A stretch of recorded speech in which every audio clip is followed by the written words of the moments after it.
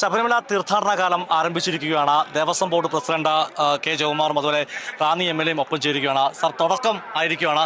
തുടക്കം നന്നായാൽ പകുതി ജയിച്ചു എന്നാണ്. എങ്ങനെയാണ്, നമ്മൾ ജയിച്ചു തുടങ്ങിയിരിക്കുകയാണോ? പകുതി ജയിച്ചു എന്നാണ് എനിക്ക് തോന്നുന്നത്. കാരണം രാവിലെ വന്നപ്പോൾ കൊച്ചു കൊച്ചു പ്രശ്നങ്ങളൊക്കെ ശ്രദ്ധയിൽപ്പെട്ടു, അതൊക്കെ പരിഹരിച്ചു. ഇപ്പോൾ ഇത്രയും പേര് വരുന്ന സ്ഥലത്ത് പ്രശ്നങ്ങൾ കുറേച്ചൊക്കെ ഉണ്ടാകും. അത് നമ്മൾ എത്ര പെട്ടെന്ന് അതിനോട് റിയാക്ട് ചെയ്യുന്നുള്ളതിനെ ആശ്രയിച്ചിരിക്കും ഈ തീർത്ഥാടനം എത്ര ഭംഗിയായിട്ട് പോകുന്നു. അതിനൊരു ക്രമീകരണം ചെയ്യണം. ഒരു പരാതി വന്നാൽ അപ്പം തന്നെ ശ്രദ്ധയിൽപ്പെട്ടാൽ പരിഹരിക്കണം. പിന്നെ ഈ പറഞ്ഞാൽ അനേകം പേര് ഇൻവോൾവ് ചെയ്ത കാര്യമാണല്ലോ. ഇത് സൂപ്പർവിഷൻ കുറച്ചുകൂടെ എഫക്റ്റീവ് ആക്കണം. അതിനൊക്കെയുള്ള ക്രമീകരണങ്ങൾ ചെയ്യാനുണ്ട്. ബോർഡ് അംഗങ്ങളെല്ലാം ഇവിടെ ഉണ്ട്. അപ്പോൾ നമ്മൾ നാളെ രാവിലെ കൂടിയിട്ട് ഇതൊക്കെ ചില കാര്യങ്ങളൊക്കെ തീരുമാനിച്ച് ഇപ്പോൾ ശുചീകരണത്തിലൊക്കെ ഇടയ്ക്കിടയ്ക്കൊക്കെ ചില വീഴ്ചകളൊക്കെ ഞങ്ങളുടെ ശ്രദ്ധയിൽപ്പെട്ടു. അതൊക്കെ മാറ്റും. ചില വർക്കുകൾ തീരാനുണ്ട്, അതൊക്കെ അടിയന്തരമായിട്ട് തീർക്കണം.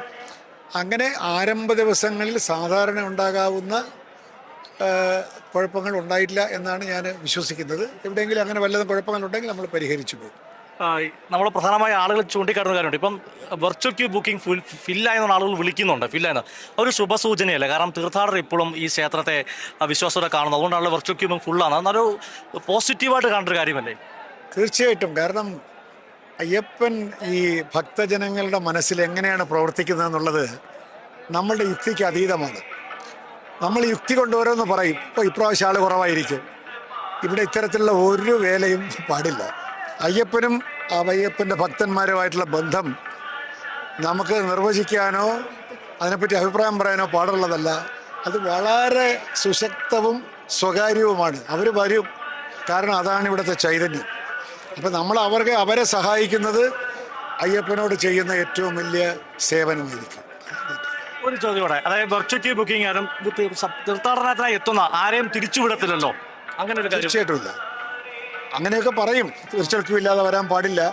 അതൊരു ഡിസിപ്ലിനാണ്. വെർച്വൽ ക്യൂ കൂടെ വന്നാൽ നമുക്ക് നല്ലത് എന്ന് പറഞ്ഞപ്പോൾ ആരെങ്കിലും ഒരാൾ വന്നു വെർച്വൽ ക്യൂ ഇല്ല എന്ന് പറഞ്ഞാൽ തിരിച്ചു വിടാൻ പറ്റില്ലല്ലോ. 20,000 സ്പോട്ട് ബുക്കിംഗ് ഉണ്ട്.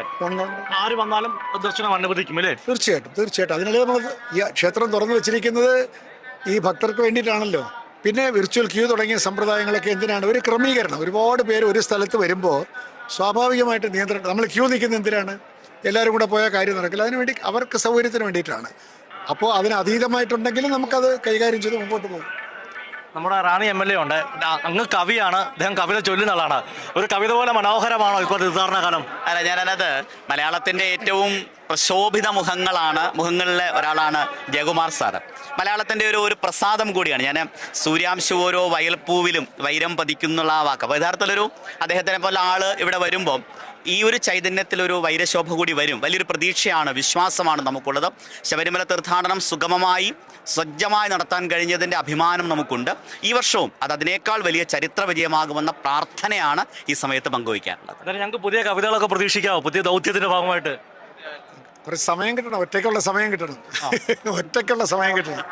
തീർച്ചയായിട്ടും. ഇവിടെ ഈ അന്തരീക്ഷത്തിൻ്റെ ഏകാഗ്രത ഭയങ്കരമാണ്.